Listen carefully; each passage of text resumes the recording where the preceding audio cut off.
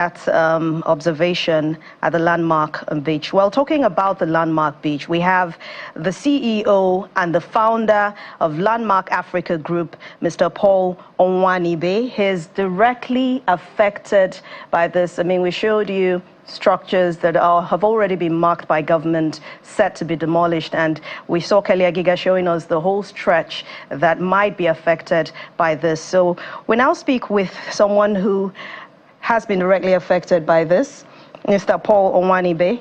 Thank you very much for, okay, I guess we'll get him very soon, very shortly. But I mean, we've been talking about this, and I'm sure we would like to hear from someone who has already felt the pulse, who knows what this is going to do to him, to those who he has employed. Mr. Paul Onwanibe, thank you so much for joining us on the morning brief. Okay, finally you're here.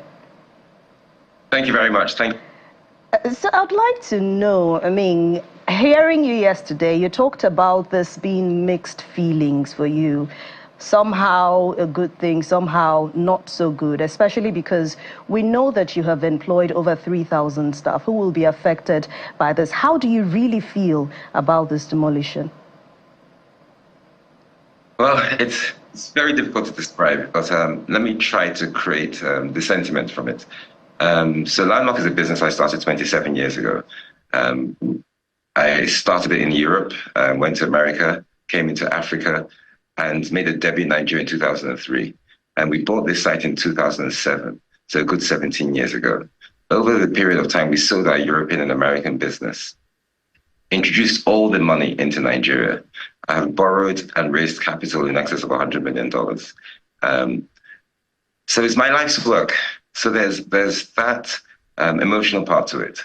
And that's quite painful because I'm back to Nigeria all the way.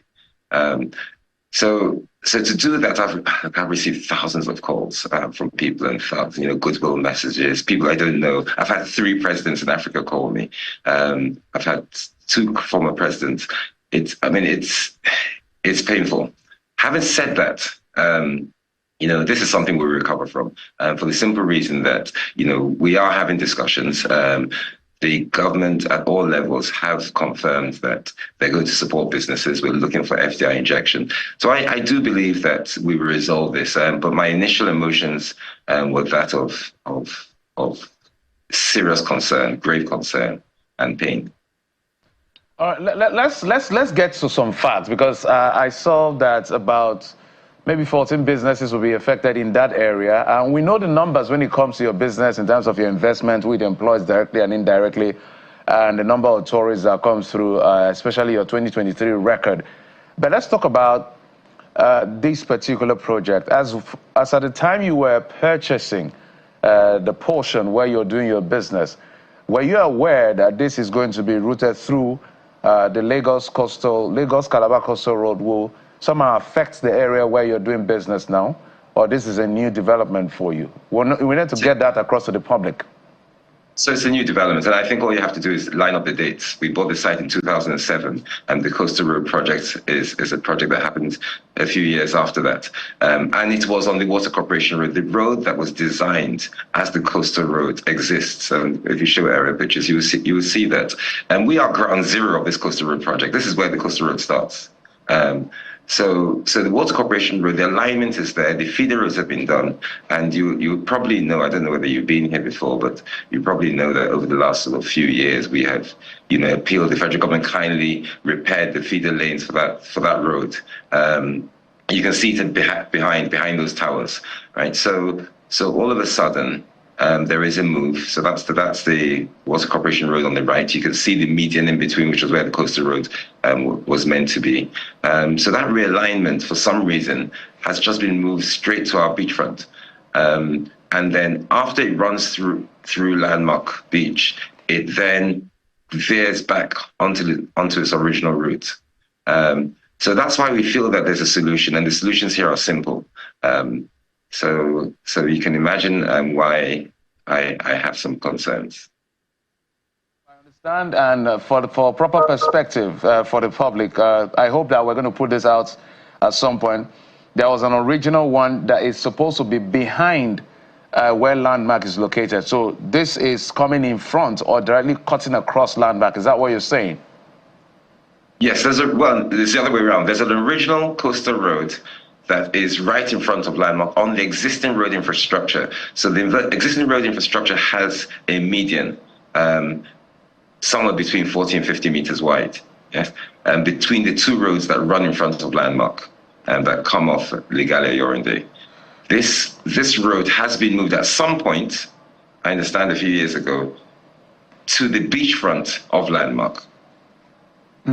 So let's take a look at that particular, the plan, which you said was what was obtainable before and what it is now. So the yellow line is what it is now, what the plan is now. But the green is what it used to be, which you said it was before. And we see the green goes just right behind your business area.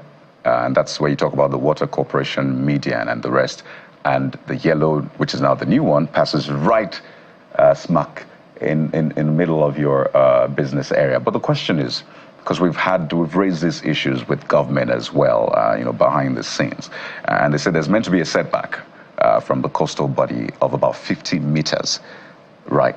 So your business, does it acknowledge or does it take into consideration that setback? Are you set back 50 meters away from that water body? So let's again examine the facts. It's really not as simple as that. In that we bought the site in 2007. We have to put this in perspective.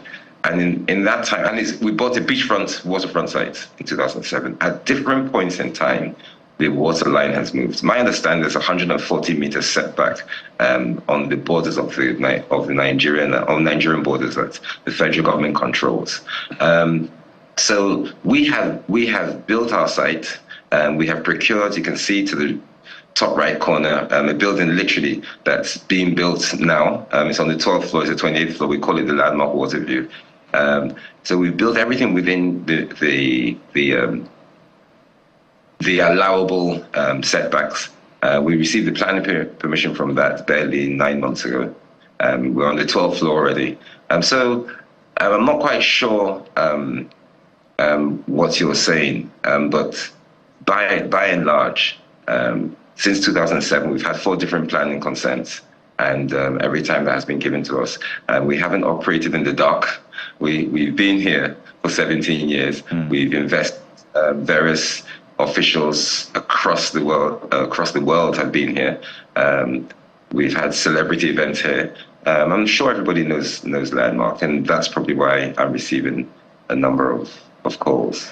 Well, everybody doesn't just know Landmark. Majority of people love Landmark, absolutely. But it's also important to put the facts out there so we weigh the issues and make the right decisions about this, because there's a lot of things going out there in the public, but you are in a position to give us the facts such that even government and those who are in the mix, they know what position you're at, they know what you've done up until this point, and then we can take the appropriate decision. So speak to us about the setback and the process you have gone through, because some people have thought maybe you found a way to grease palms and you got approval behind the scenes, and then that's why this is happening.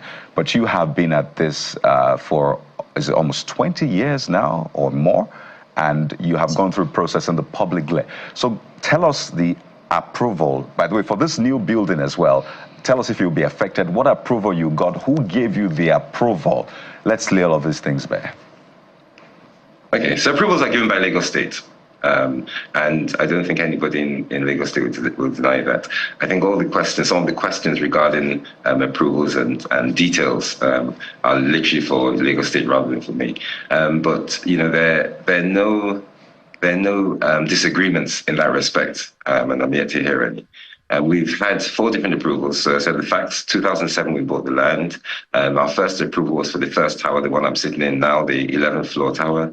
The second approval was for our convention center and the Hard Rock Cafe. The third approval was our Rita Boulevard just before COVID. The fourth approval was for this tower you're seeing, which was barely 9 months ago. You may recall during COVID, we hosted the isolation center here, and we were closed for about 2 years. We made our own effort to to bridge the gap of health that was required then, and we did that in association with the Lagos State government. So I think over the period of time, I think it stands to reason that to build what we've built here, to provide the services we've provided here, to pay the taxes we paid here, we've been supported by the state government, and I don't believe that support is waning. I think it's still there. And you're right. All right. Yeah, go ahead. Yes, you're right. There's a lot of sort of stuff out there, and I don't really want to be used as a political football. This is serious business. These are people's lives.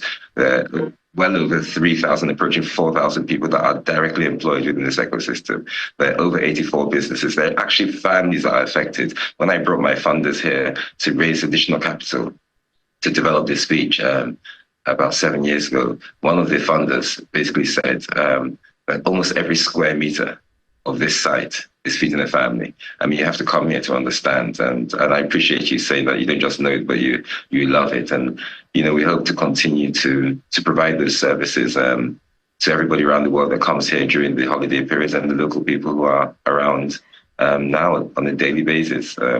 We get a lot of people who come here, well in excess of 3 million people every year. All right, Mr. Onwunibe, you said you're already in talks with the federal government and to avoid this demolition, but have you been giving any reason why this plan was changed? Has anything been said to you about going from a straight line to coming down to where your own property and facility is? Have you been given any reason why this change was made? No, I have no idea. Okay. All right. I guess you're still in talks with the government, so hopefully this will be resolved. Whatever decision made, we definitely will know about this. But I think Jeffrey wants to... But I want to find out from you. I know that we had read, so this is the time for you to clearly tell us. He said he wanted them to go back to the original, maybe a diversion of about 1.5 kilometers. So put it on record, what exactly would you want from the government? I know that things like this, there are compensation and all of that. I doubt if you want compensation, but if you want compensation, let us know. What exactly would you want in this conversation you are having with government, the way forward?